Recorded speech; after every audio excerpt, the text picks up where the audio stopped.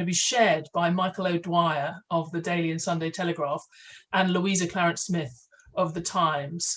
Louisa, I thought really stood out, not just for the strength of her writing across the board on the property sector, but I particularly liked, for example, in her reporting of the losses suffered over the Northern Powerhouse buy-to-let schemes, the way she gets into the micro impact of business failures, which I think a lot of even more senior journalists would not want to. It would be difficult territory and certainly not necessarily fun territory to get into, but it's a very important side of business reporting, which she really made her own on some of those stories, and often in the impact of failures outside the M25 in areas that don't always get broadsheet business section attention. So I was really, we were really taken by that. I would say what was also true of her and of her fellow winner, Michael, they both write in a very accessible way about their very technical topics that they've chosen to write about. And that's obviously absolutely basic for this kind of journalism.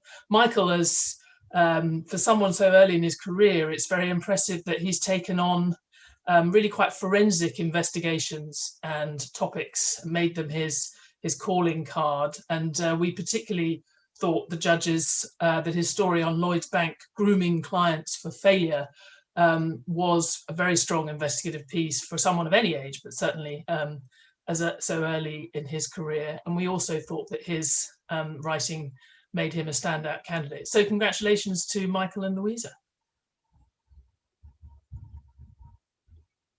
We're going to show here we go. I think I can perhaps add a historical note that Michael has just joined the FT, who did not know that he was going to be the joint winner of the Young Journalist of the Year. So well done, Michael, and well done, Louisa. Well, you did, Lionel. Well, you know, I did, but I never said a word because, you know, I'm in retirement here. I'm now going to go over to the Personal Finance Journalist of the Year.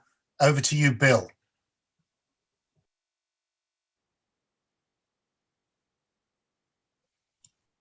I hope I've overcome the first challenge and have unmuted myself in time. Yes, for the Personal Finance Awards, there were 6 entries. Ben Wilkinson from the Daily Mail, Dean Sobers from Money Witch, Financial Times represented by Emma Agyemang, Jeff Prestridge from the Mail on Sunday, Katie Morley from the Daily Telegraph, and Stephen Maunder from Money Witch. I say that those were the 6 shortlisted, and very good they all were, and a very hard time it was to separate one. In the end, we decided that Stephen Maunder of Money Witch was certainly highly commended, but was edged by, I would say, by Katie Morley of the Daily Telegraph, for three stories which all the judges felt were just amazing, about, in each case, a sort of financial fraud. There was an alcoholic gambling addict who had been encouraged to go on gambling and had lost £88,000, and thanks to Katie, got it back. There was a woman who suffered from cancer, who her GP's records, due to some ghastly data processing problem, recorded her as a smoker, which she never had been, but there's plenty of other evidence which Katie was very clever to manipulate and show it couldn't possibly be in her record. So she got her money. And then a final story about a transfer through TransferWise, and someone who popped up and had the money into his own account. And anyway, in every case, Katie saw that justice was done, and we had 3 great articles to read. In some ways, Katie's contributions, they gave me trouble, actually, because I was in charge of this section, because they weren't exactly Wincottian in the sense that we particularly favour people who write about complex financial matters in a way that explains and brings them to life. And Katie really won on other grounds. She was just a terrific journalist who'd uncovered 3 great stories and had done some terrific stuff with them. Dean Sobers of Money Witch, who was the winner of this section, was very much in the Wincottian tradition and very splendid at it. So anyway, of his submissions, 3 at least were about insurance, which is not the most interesting subject in the world necessarily, but in his hands it becomes interesting. I didn't know about the phenomenon of ghost brokers. This is another thing. It's nice when you read stuff and learn stuff you didn't know before. And ghost brokers, it's a brilliant scam. They say we'll get you cheaper in insurance, and they do. And they simply falsify the record and say that you're not a smoker when you are, and that you're 25 when you're actually 45, and so on, or perhaps the other way around if it's car driving. And so those 2 articles about it, the article about the ghost brokers, another one about how COVID affects the small print of insurance claim, were very well written, very thoroughly researched, and I think very, very impressive. The final thing that amused me, because I knew nothing about this either, is that ATMs, which we know are sort of at risk generally, are apparently particularly at risk in the countryside because they take tractors and tear them out of the wall. So lots of amazing, interesting writing, but in the end, the winner was Dean Sobers, and the runner-up was Katie Morley in the personal finance section.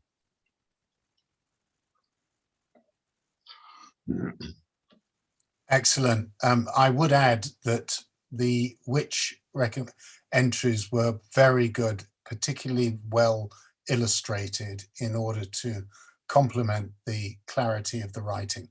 So a strong set of entries in personal finance. Now over to the new category. Stephanie, you're going to announce the winners and runner-up in the Data Journalism Award. Yes, and this was one of those ones that we looked through it, and I don't know the history of whether this had been discussed before as a potential award, but looking at the quality of the entries, you felt like this was a genre of journalism that we should possibly have been rewarding in its own right before now, but certainly had reached its perfect moment in 2020, and COVID was the story to bring these amazing data visualization techniques to light, as well as allowing some of our best data journalists to show quite how important their analysis was. We had some really strong submissions, and all in different ways, I think, spoke to what you can do with data journalism. There was a great range in terms of the media that was used, and the kind of data that was being brought to light. All of it, I would say, related to COVID, unsurprisingly. In fact, almost all of it related to COVID, but done in a completely different way by different teams. I think for us, especially commended in this category, one of them was Chris Cook of Tortoise, who did something which is particularly close to my heart in getting very fine-grained data of the England and Wales in order to track in real time the progress of the lockdown across England, but also the impact of different lockdown on different factors of in lockdown. It's really bringing to light some interesting things that you wouldn't get in the national statistics.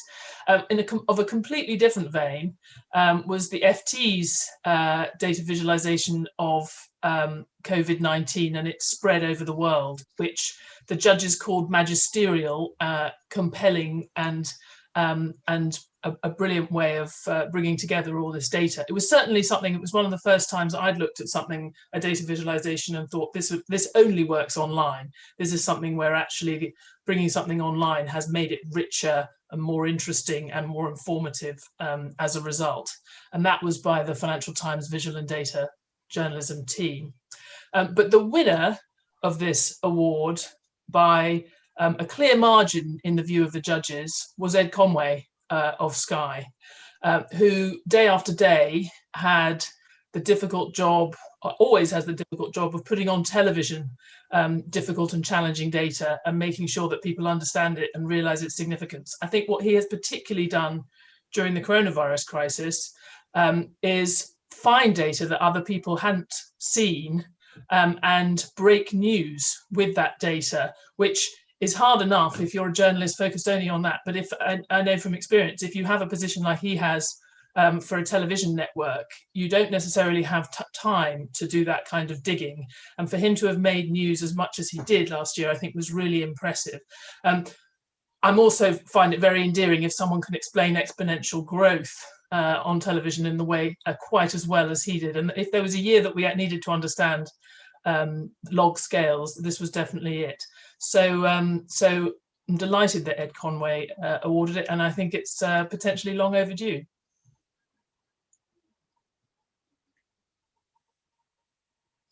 Thank you, Stephanie, and seconded on data journalism and its importance.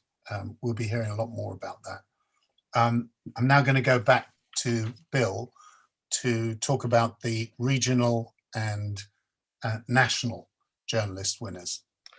Thank you, Lionel. We had 4 very fine shortlisted entries.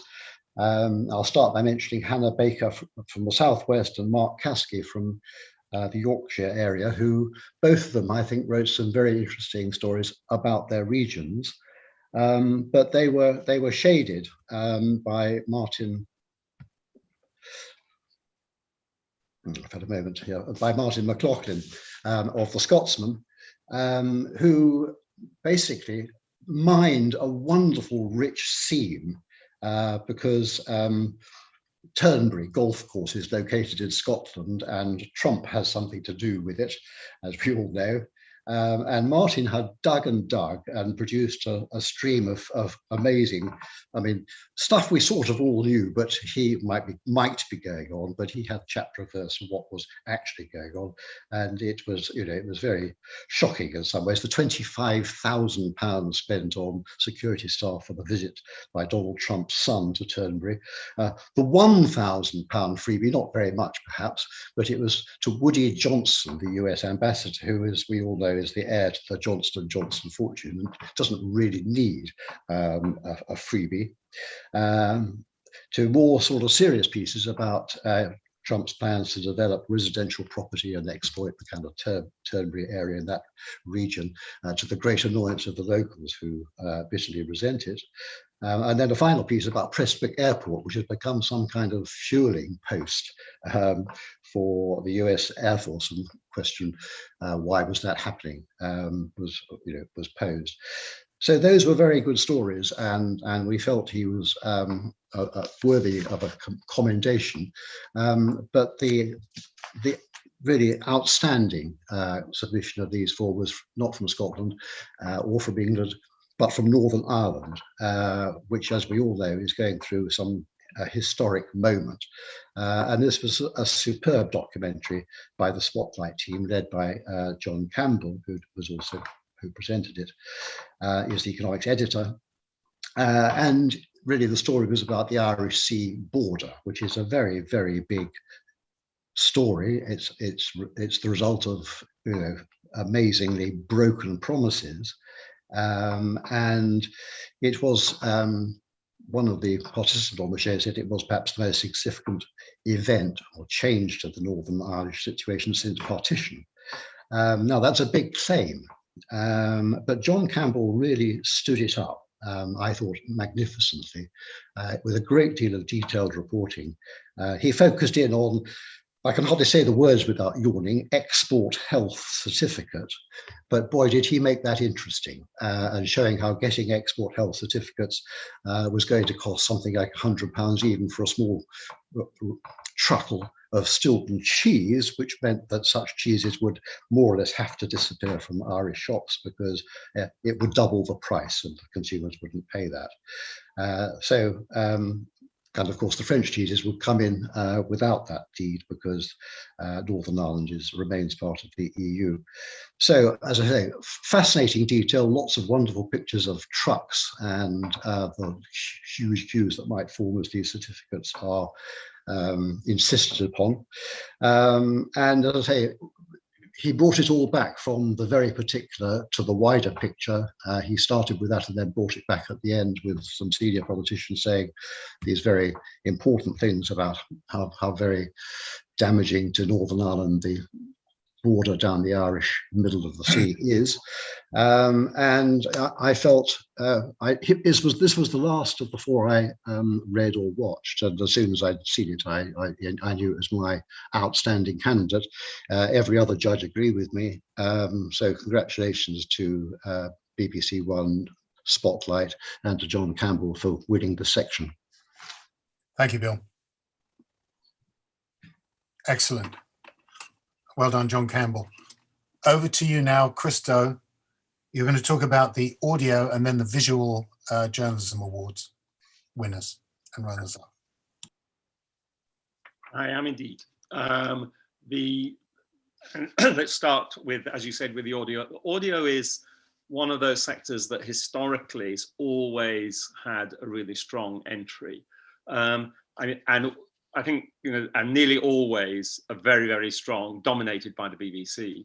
I think obviously one of the attractions of audio is nearly every radio program is longer than nearly every television program. And this does give you the opportunity to go into depth and business stories in a way that often is not the case on television. But of course, in recent years, the new entries, the new entrants to this market have been the podcasts. And we have plenty of those entered this year. In the end, the shortlist had two radio programs in it, the BBC World Service Business Daily and BBC 5 Live's Wake Up to Money, and one podcast, the Financial Times podcast Behind the Money. And the final argument that came down to a discussion between BBC 5 Live's early morning show and the Financial Times Behind the Money podcast.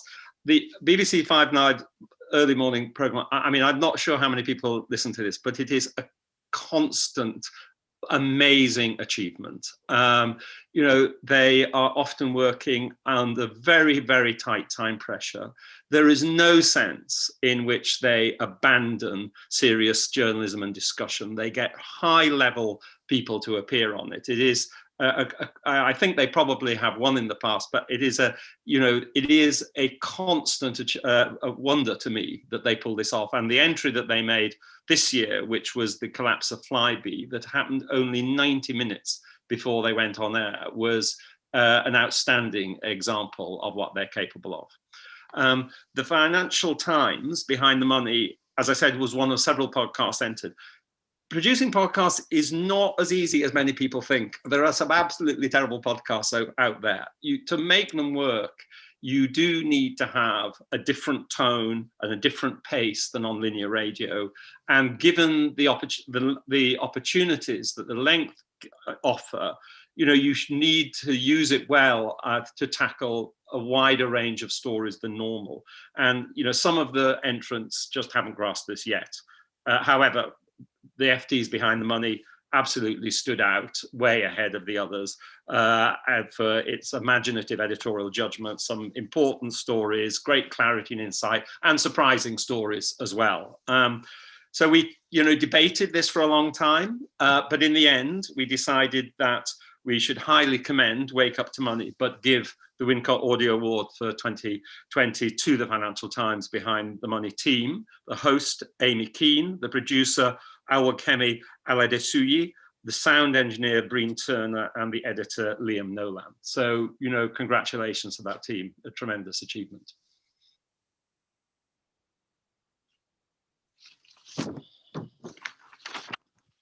Excellent. And now for the Video Journalism of the Year award. So this year we had a very good and strong entry. We have one year in the recent past, the entries were so bad we just didn't give an award. So fortunately, things seem to have changed. That was definitely not the case. There was no temptation to do that this year. But as always, one's in this position of discussing, apples and pears, comparing, documentaries, current affairs, news programs, and where you're also often looking at things that have, programs that have come from broadcasters and program makers with very different budgets behind them. So you're wrestling with these things. Well, in the context of all that, there were, again, 3 shortlisted. The Channel 4 Dispatches, the Starbucks and Nespresso, The Truth About Your Coffee, sort of a, standard, well, standard's an unfair way of putting it, the characteristic Dispatches brand of being able to bring a business story to consumers and raise some important issues. The other 2 shortlisted were BBC's Panorama, Business on the Brink, and Al Jazeera's English's film Selling Out to West Papua. And the final discussion was between those 2 films. The Panorama's Business on the Brink followed 3 companies in Yorkshire coping with the impact of the lockdown. I mean, it would be so easy to make a dull film about this. But what was so good was the BBC here had used, the advantage they have of the resource to be able to follow the story over a period of time. So as a result of that, you really did get a sense that you knew the main characters in the story as people. They weren't just sort of ciphers to an idea already cooked up. And also you witnessed a real unfolding drama. And interestingly, all of the 3 businesses responded very differently in the fight for survival. So we felt this was a program that gave, a very real sense of what it was like to be running a business during lockdown. The other finalist that was the Al Jazeera English film Selling Out West Papua. Now this revealed how 2 Korean companies, with the support of the Indonesian government, were buying up the rainforests of indigenous tribes at prices a fraction of their value, and then turning them into oil plantations.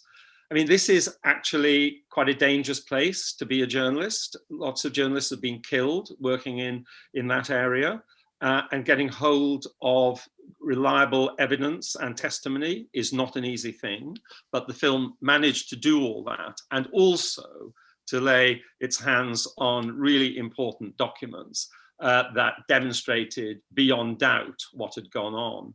And finally, produced a film that was very admirably balanced in the way it told the story, even-handed, I think I would say, rather than balanced, in which, the people who are behind this, the company behind this, they did get an interview with them, the questions were asked, and you left the film not feeling that you had in any way been manipulated by the filmmaker. You'd been told, a really important story.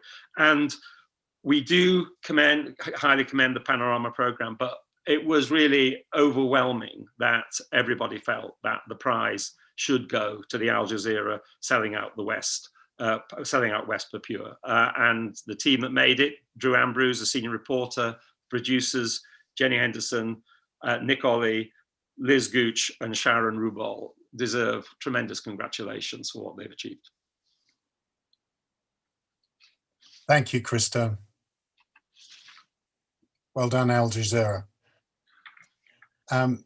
Now, I come to the last 2 awards, the Journalism of the Year award, and I realize that we are in the land of cliches when we talk about dilemmas for judges and strong entries, but this was very difficult.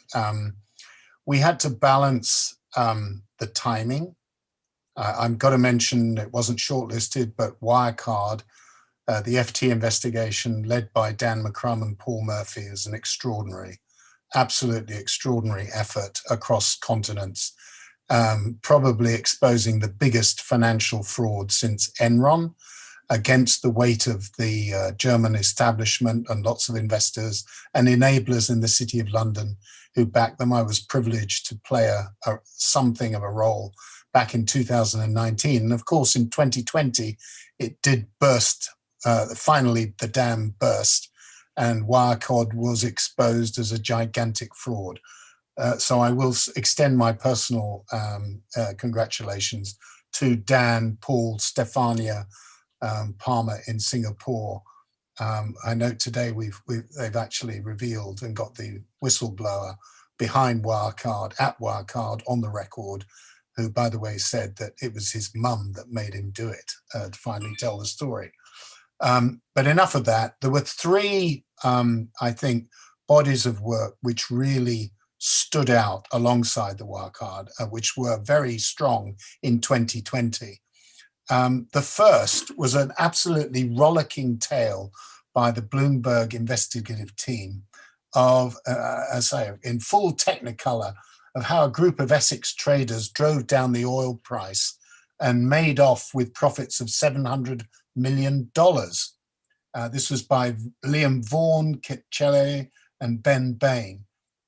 Very good, really, really well told, fantastically well edited main big read story with backup news angles.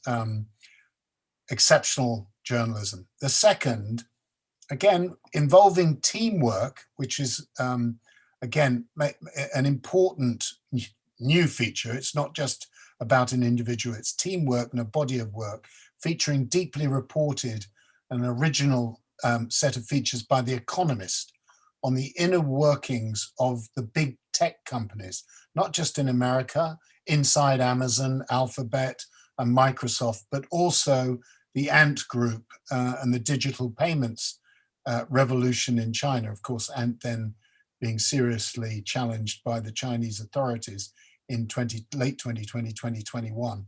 This was journalism with global reach, led by Tamsin Booth, Simon Rabinovich in China, Ludwig Ziegler on the West Coast, Matthew Valencia, all expertly coordinated and marshaled by Patrick Foulis, the business affairs editor of The Economist.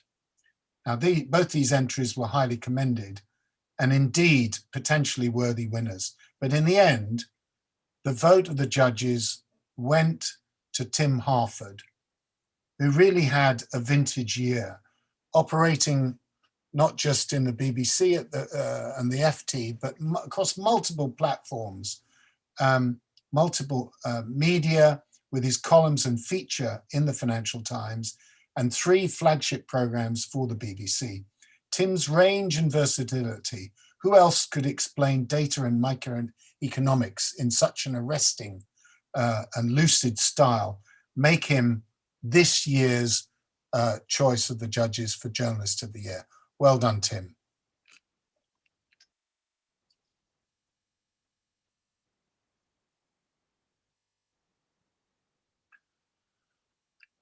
Finally, the Lifetime Achievement Award. This is not given or awarded every year. In the past, we've at Wincott recognized giant commentators in the image of Harold Wincott, from Sam Britton, Martin Wolf, Stephanie Flanders, but not the Lifetime Achievement Award, the Journalist of the Year, Stephanie. You're not quite there yet. We're hoping in about 10 years your turn will come around. But in this extraordinary year, we decided, in the spirit of the times, to do something different. And I can reveal tonight, with my fellow judges, that this year's winner is In Business, the BBC's flagship news and features program for almost 40 years. Now, sadly, and ahem, that's a guarded ahem, the BBC has chosen in its wisdom to axe the program. They made that decision at the end of 2020. So I suppose, if I could afford a mild joke, this is indeed a Lifetime Achievement Award. But more seriously, In Business was presented, as you know, for 25 years by Peter Day, and he established it as essential listening for a wide audience, not just business specialists. And the program has been alert over the years to important business trends, from the rise of China, the Titan companies coming out of China, from also the potential of Spotify and streaming in the music business, to artificial intelligence in healthcare.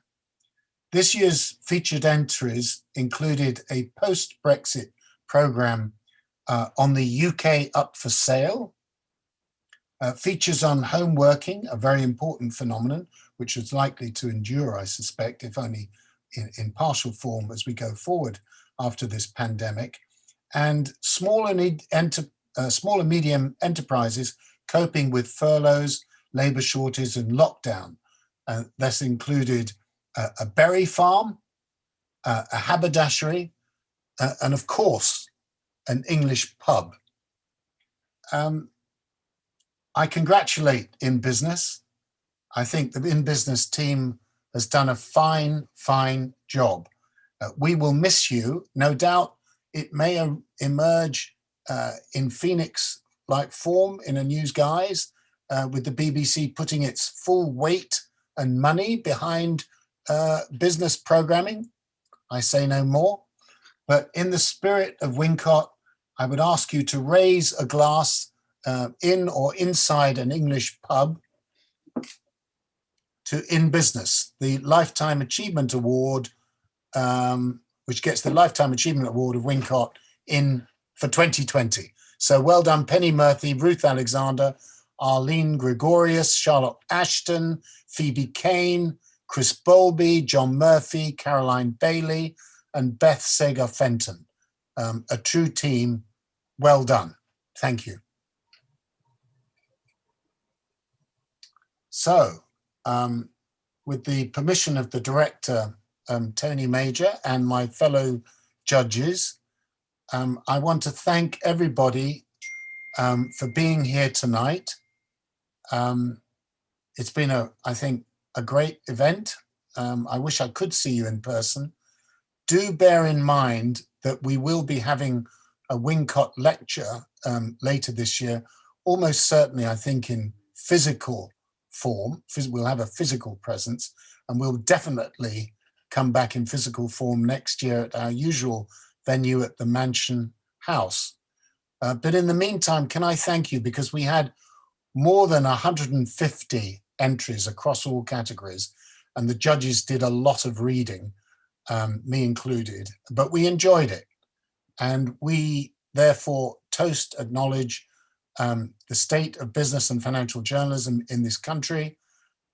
We look forward to seeing you soon in other forms, but meantime, many, many thanks for joining us here tonight, and good night.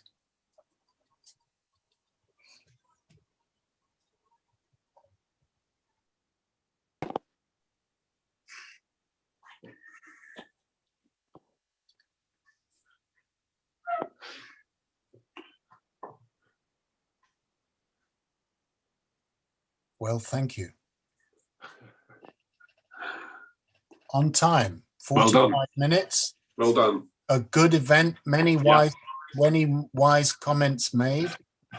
We didn't have a technological glitch apart from